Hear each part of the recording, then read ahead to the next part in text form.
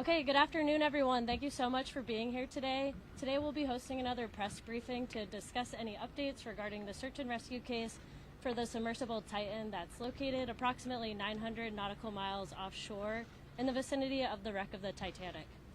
Today we will have speaking Captain Frederick, response coordinator of the 1st Coast Guard District. He'll be giving a brief statement followed by about 10 minutes for questions and answers. Thank you so much again. Let me please introduce Captain Frederick.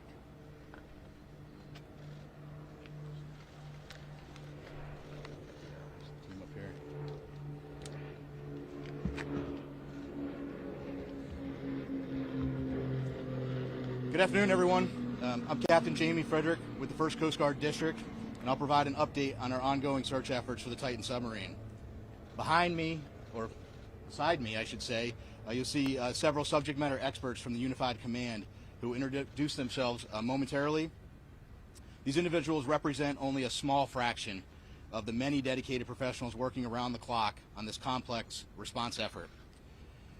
We understand this is an extremely difficult time for the families of the missing crew members aboard the Titan, and our thoughts go out to them and the crew. The Unified Command team is working tirelessly to bring all available assets and expertise to bear as quickly as possible in response to this complex operation. And we remain in close contact with the family members and the crew to ensure they are fully aware of our current and future search efforts. Additionally, we have been in close contact with the British and French Consulates General to ensure that they are fully appraised of our efforts, and we are ensuring that their concerns are being addressed. We're incredibly grateful for the full spectrum of international assistance that has been provided, including an expert submariner from the Royal Navy, who's here with us serving aboard as a critical member of our team. Additionally, a team of highly trained French ROV operators departed St. John's last night are en route to aid the search. Moreover, our Canadian partners have been providing critical leadership and significant response capabilities since the beginning of our efforts.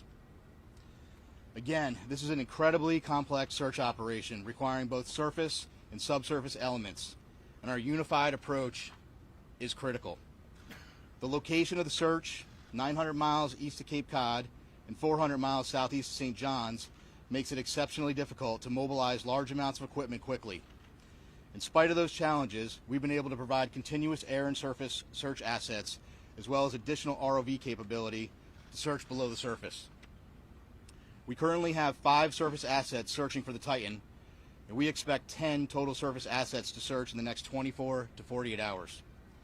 There are 2 ROVs actively searching, and several more are en route and will arrive by tomorrow morning.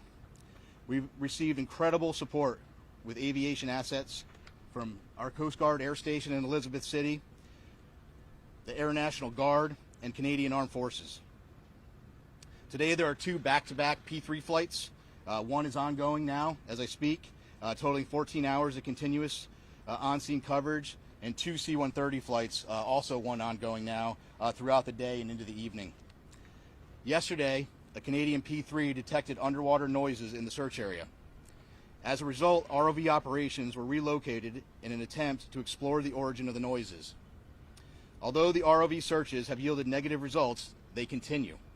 Additionally, the data from the P3 aircraft has been shared with our U.S. Navy experts for further analysis, which will be considered in future search plans.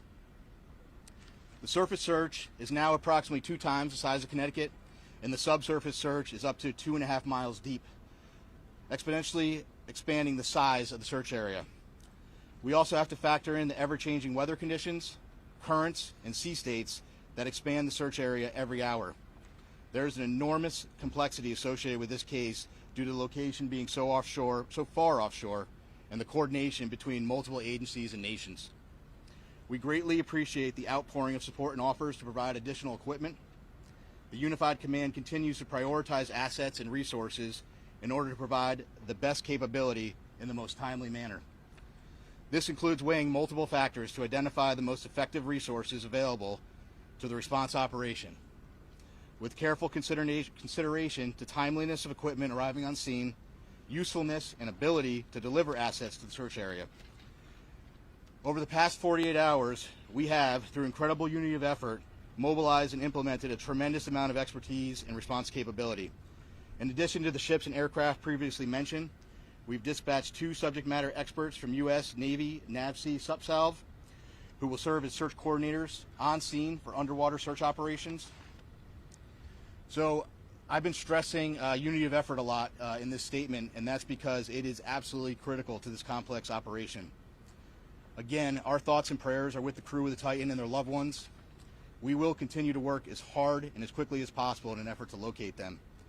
I will take a few questions, but before I do that, I do want I'm going to have each of the members of the team here just introduce themselves, and then I'll go ahead and take some questions. Good afternoon. I'm Paul Hankins. I'm the Director for Salvage Operations with the U.S. Navy's Supervisor of Salvage. Hello, I'm Carl Hartsfield from the Woods Hole Oceanographic Institute. Good afternoon. I'm Lieutenant Commander Rich Cantharia. I'm an exchange officer currently serving on the staff of Commander Submarines Atlantic at Norfolk, Virginia. Good afternoon, Lieutenant Commander Christy Butler, working closely with Captain Frederick from RCC Boston, Search and Rescue Mission Coordinator. Thank you. Captain, what can you tell us about the noises that were heard? Can you give us any more detail? And just to follow up, what you've gathered so far, based on those noises, should that give the families and the others who care for these people, should that give them some reason to hope? So a couple things. One, I think when you're in the middle of a search and rescue case, you always have hope. That's why we're doing what we do. With respect to the noises specifically, we don't know what they are, to be frank with you. The P3 detected noises. That's why they're up there. That's why they're doing what they're doing. That's why they put sonar buoys in the water. The good news is, what I can tell you is we're searching in the area where the noises were detected, and we'll continue to do so. And we hope that when we're able to get additional ROVs, which will be there in the morning, the intent will be to continue to search in those areas where the noises were detected, and if they're continuing to be detected, and then put additional ROVs down in the last known position where the search was originally taking place. Captain, is it true that these noises were coming at regular 30-minute intervals as reported? I hadn't heard 30-minute intervals. So here's what I can tell you. I am not a trained ear for underwater aquatics. That's why we have a team of experts that are analyzing that data. That data was sent immediately to the Navy last night, and it was analyzed overnight. They're still looking at it, but I can tell you that it's inconclusive.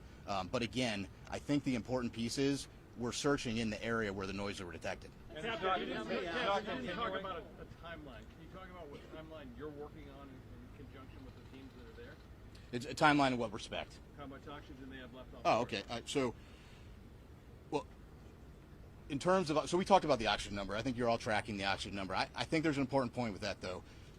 The oxygen, that's just one piece of data, right? There are a lot of pieces of data that we need to consider, and we're continuously looking at that, and we'll continuously do that throughout the search. But that's not the only thing that's important, right? And right now our efforts are solely focused on the search. That certainly is a dialogue that's happening. But we're focused on searching at this point. And this is a recovery or a rescue at this point? Oh, this is a search and rescue mission, 100%. We are smack dab in the middle of search and rescue, and we'll continue to put every available asset that we have in an effort to find the Titan and the crew members. Captain, how far down are those ROVs, and can you confirm that some sort of rectangular object has been spotted? There was some sort of report about that. I don't know. So a couple things. So the ROVs, each ROV brings different capability. The ROVs that are diving today, Paul, what's the depth on the 4,000 meters. 4,000 meters. And some additional ROVs that'll be arriving tomorrow have additional depth capability. With respect to an object, so yesterday one of the aircraft did see an object. I will tell you this: in search and rescue missions, when aircraft are flying continuously, there is stuff out in the ocean that is floating. We went back, we looked at it. It wasn't. We didn't determine it to be debris. We don't think it correlates with the case, and it is not uncommon at all during an active search to see things, and then we go and look at them. So. Just apart from BBC News, when were these noises first heard? How long did they persist for? And if I could also ask, do you have any information in terms of food and water that men might have on board the Sun? Yeah. So So several P3 flights have heard noises as yesterday, and we put assets there. We relocated assets immediately. With respect to food and water, it's my understanding there are some limited rations. I can't tell you exactly how much they have aboard, but they do have some limited rations aboard the vessel. Speaking to the families, how much hope can you give them after hearing those noises? Listen, I think you need to be careful. We need to have hope, right? But I can't tell you what the noises are. But what I can tell you is, and I think this is the most important point, we're searching where the noises are, and that's all we can do at this point. Is that your best clue right now about the status of this submersible or those noises? And are the noises continuing now? Have they stopped or they continue? So I just wanted to. So it was my understanding that the P3 had heard some noises today as well. But so I do want to take just an opportunity to invite Carl to the podium just to talk a little bit about. He has a little bit more expertise in underwater acoustics, and maybe just to speak to that in general, because again, there are noises below the surface of the ocean, so I'll just turn it to Carl. Carl, can you spell your name? Yes, Carl Hartsfield. So again, Carl Hartsfield from the Woods Hole Oceanographic Institution. So the ocean is a very complex place. Obviously, human sounds, nature sounds, and it's very difficult to discern what the source of those noises are at times. But I can tell you that this team has multiple sensors. They're in the area. They're sending data back expeditiously to the best in the world people to analyze that data, and then they're feeding the results of that analysis back to the unified team, and they're making decisions. So Woods Hole is here in an advisory role, but by our expertise, what I see is a very tight operational loop that's making decisions based on data, and nothing is ruled out. Are the noises continuing? He said he heard the noises this morning. Are they still continuing on a regular basis now? There have been multiple reports of noises, and every one of those noises is being analyzed, tracked, looked for patterns, and reported upon. Can you describe what the noise sounds like that they're hearing? The noises, again, very complex in the ocean. You have to be an acoustic analysis, and you have to have context. They're trying to put all the pieces together. The noises have been described as banging noises. But again, they have to put the whole picture together in context, and they have to eliminate potential man-made sources other than the Titan. Is it possible how many days a ship in the ocean? Is it possible a ship in the ocean, or even some mammals out there, could mimic that kind of sound? So I can tell you from my experience with acoustics that there are sounds by biologics that sound man-made to the untrained ear, but I can assure you that the people listening to these tapes are trained. There are a lot of vessels in the area, and they each make noise, right? So all of that has to be eliminated, and it's analysis over time. Plus, as the captain said, the team is searching in the right area. So if you continue to do the analysis, look for different patterns, and search in the right area, you're doing the best you possibly can do with the best people on the case. Apparently there was a deep ocean salvage system flyway that was sent there to the location. Can you tell if it's on site yet, and how it operates, and how long it would take to rescue it with that tape? Which system is he speaking about? Do you know the system? What's the system that you're talking about? It's called the Flyway Deep Ocean Salvage System. That's just a hydraulic. Yeah, that's a crane. Yeah. So that's what I thought. So that's a piece of equipment. It's a crane piece of equipment. There are a lot of pieces of equipment flowing in through St. John's right now. One thing I did want to mention, I think it's important. Some of the ROV capability that's arriving soon is really great, incredible capability. One thing I want to point out is that French team that's coming in to serve aboard with their equipment aboard a French ship. They bring some state-of-the-art equipment, and so once they get on, we're going to have more assets down to look, and we'll continue to put them where we think the best location is. Considering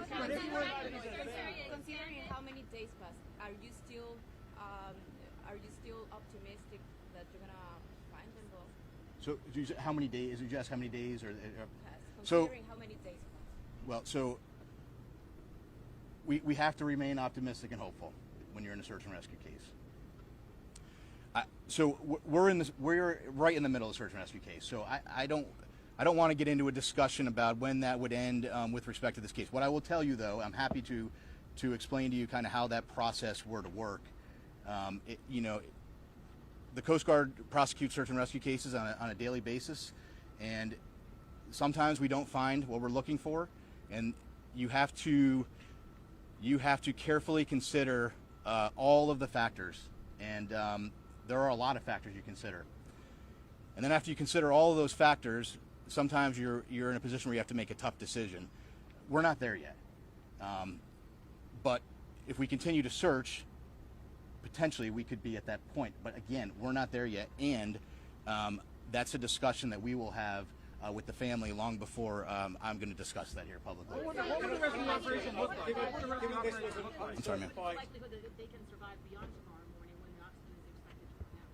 Yeah, so I can't put a number on the I'm not going to put a percent. I don't have a percentage number. What I would tell you is that is just one data point, and there are more data points than that we have to look at. So right now we continue to search, and we'll have that later. Captain, if I could, who heard the noises, and how often do they hear the noises?